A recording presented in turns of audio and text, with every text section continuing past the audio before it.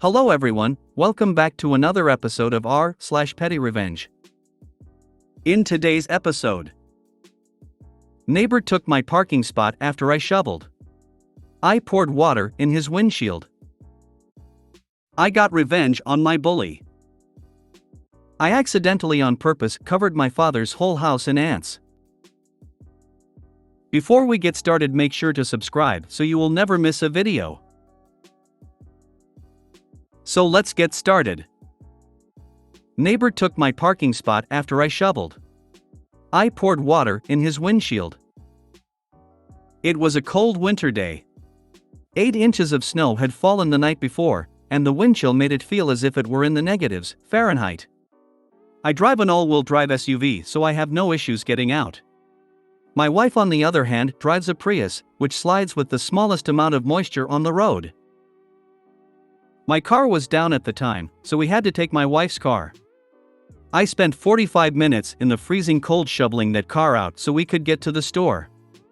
We were gone for an hour, and when we came back, our neighbor had taken the spot I had shoveled. Our apartment complex doesn't have assigned parking, but in the winter, it's understood that if you shovel a spot, it's yours. So when I saw his car in the spot I had just shoveled, I was pretty pissed. I went inside and filled 2-gallon jugs of water. Went back out and poured them on his windshield. Rinse and repeat. I must have poured about 10 gallons of water on his car. Being how cold it was already freezing by the time I poured the last gallon on. It sat like that overnight. The next morning, I got to watch as he helplessly tried to scrape all of these layers of ice off his windshield. Don't take my parking spot. Edit, you guys need to chill. This isn't r/AITA. I'm not looking for judgment because I already know I'm an asshole. The point of this sub is to tell stories of petty revenge. I'd say I was being pretty petty.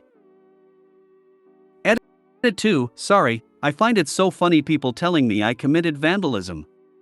No damage was done except for wasting like 5 to 10 minutes of his time.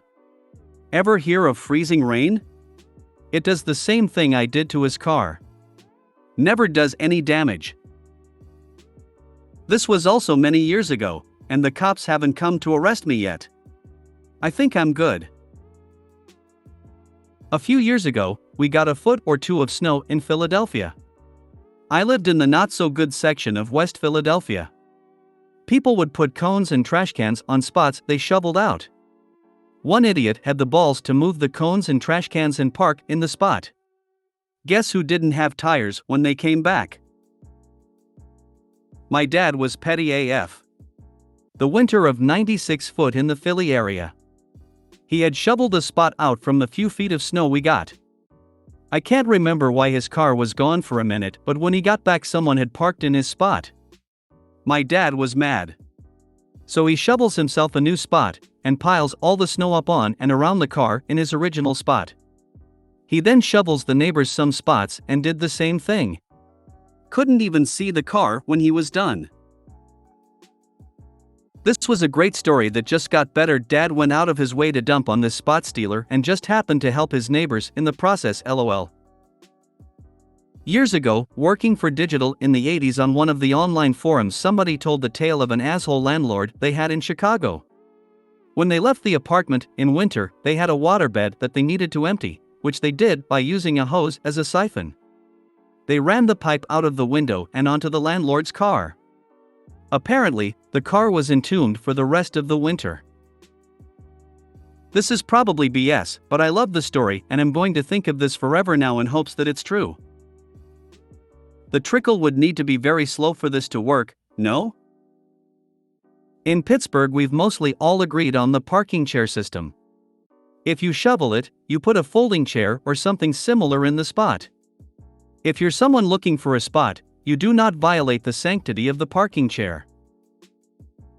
South side of Chicago also has this system. I saw a full table and set of chairs once. The sanctity of the system is always honored. I got revenge on my bully. In school, I was relentlessly bullied. 2 girls in particular had it out for me. I was shy, loved to read, didn't do the popular stuff, so I was the perfect victim.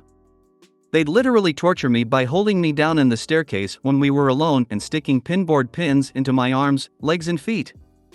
When I tried to tell teachers, they said I fell onto them as they were lying on the floor or I did it myself. It didn't help that one of them was the daughter of one of the teachers at the school. Well, I finally got my revenge. I went to try out a new ice cream shop and lo and behold, one of the girls was serving the ice cream. I have multiple allergies including milk and gluten, of which the ice cream shop claimed to be cautious. So I ordered gluten and dairy-free ice cream and set my phone camera up to film the area where the ice cream was prepared because I saw that the girl had recognized me and was certain she'd try something. And she did.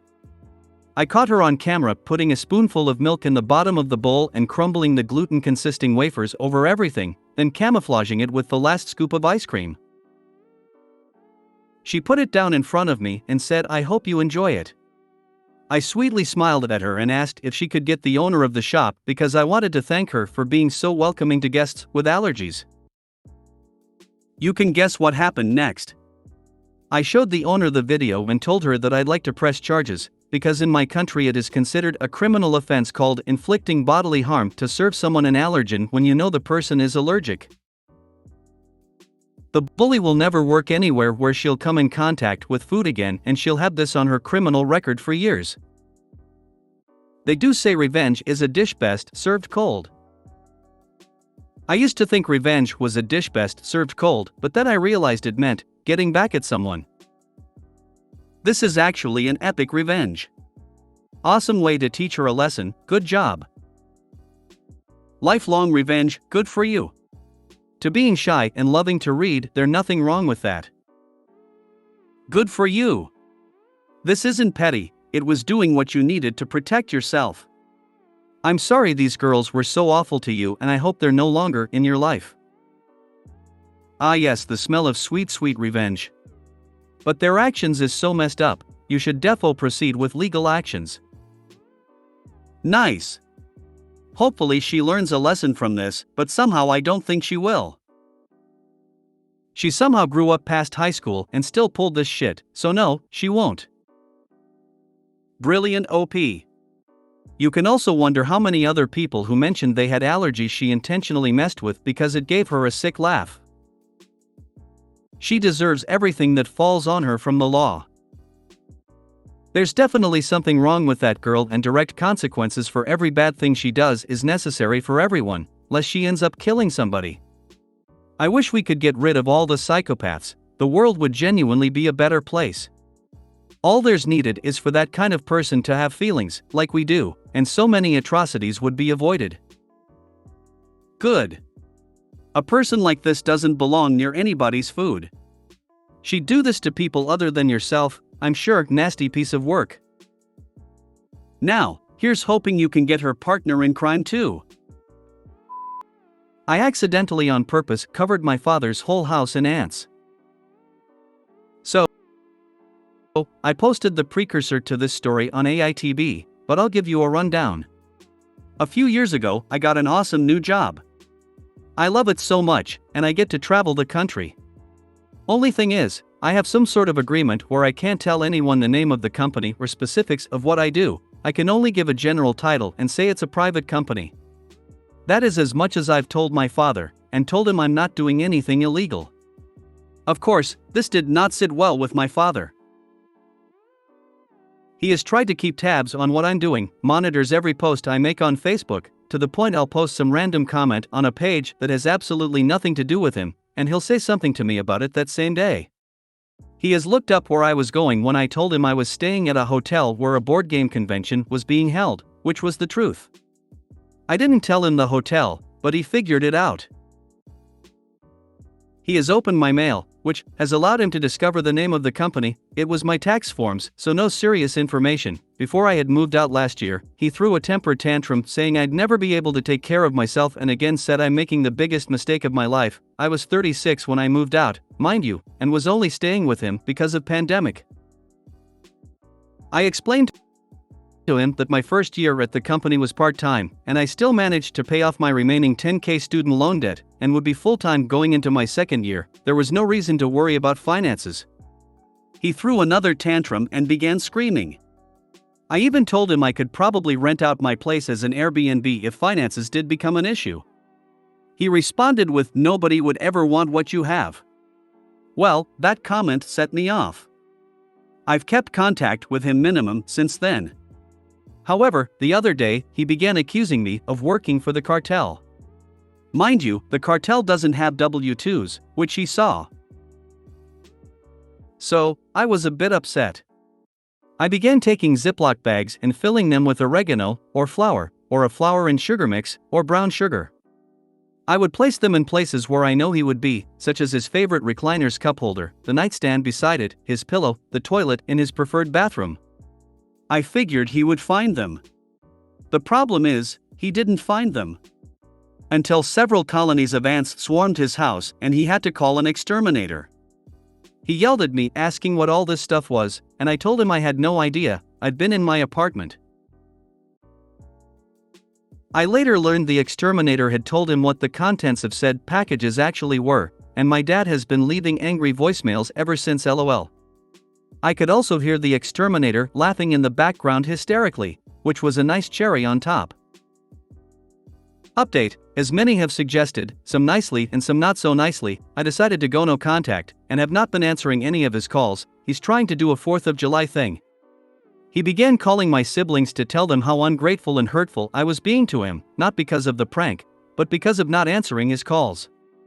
I explained the story, and while my siblings mostly agree with me, still think NC is too far as they think it puts too much strain on the family as a whole. It's still unclear where my siblings stand with me, but my father has now left a voicemail saying I'm no longer in his will. He has also made threats in voicemails saying he's going to find me and find out what I do, and it's all I had to do is tell him what I do or none of this would have ever happened. If I get one more threat call, I'm probably going to get a restraining order. Awesome. I also worked one of those jobs where I traveled all over the world, but mostly in the US. One of my coworkers moved to a new subdivision and one of his new neighbors got nosy because he would leave with his suitcase some weeks, but others he would work from home. On my suggestion, he started letting little statements slip around the nosy guy until he was convinced my coworker actually worked for the CIA. Hitman for the mob would be funnier. The Gambino family pays better than the Sopranos, but what can one expect from New Jerseyites? Okay, not admitting who you work for is unusual. OP's post isn't the first I've heard of such, but it is unusual. But WTF is unusual about a job that requires you to travel a lot? For future reference, if you use a vacuum sealer to preserve a small brick of Demerara sugar that is packaged in clear cellophane, it sort of looks like heroin, especially at a glance. I realized this after I packaged up all 10 packs of my sugar and had a pile on my kitchen counter. I'm the only person that uses it, and it's cheaper to buy in bulk online. So, of course, I had to send a picture of the pile to my friend in Lee. He asked WTF it was. Guess he was worried I'd gotten a dupe package as that had happened in town recently. I told him and he shared it with his coworkers, who all thought it was from a bust. They got a good laugh out of it and reminded me not to drive through one of the border patrol checkpoints with that visible in the back seat. LOL. LOL, I mean, I wasn't going through the trouble of getting a vacuum sealer for a prank. When I worked as a yacht captain, it was SOP to not reveal the name of the owner under most circumstances. This often led to wild guesses as to whose yacht it was by acquaintances and the like. One woman I went on a few dates with deduced that I was the owner, playing at being the captain so I wouldn't be pursued for my wealth. Friend of a friend was a staff-type person on Bush Sr.'s yacht. Had some wild stories. Was interesting what business people and politicians were met and had regular visits at various ports of call. Of course, this info didn't come out until well after their time serving the Bush family. Good job on the petty revenge. Bonus for the ants. I don't get why your dad was so upset that you had a job. What's the deal with that? Well, beyond the deeper psychology that is my dad's personality, the simpler answer is he wanted to know specifically what I do at my job, and was not okay with not knowing. This might help. His job title before he retired was controller, and while an accounting term, it's also a very accurate description of his personality as well. He believes, as my father, he has a right to know. However, I am legally bound not to tell him, and him not being able to know what he wants is a recipe for a childish temper tantrum. If you made it to the end of the video, thanks for watching. Don't forget to like, subscribe and share, and we will see you in the next video.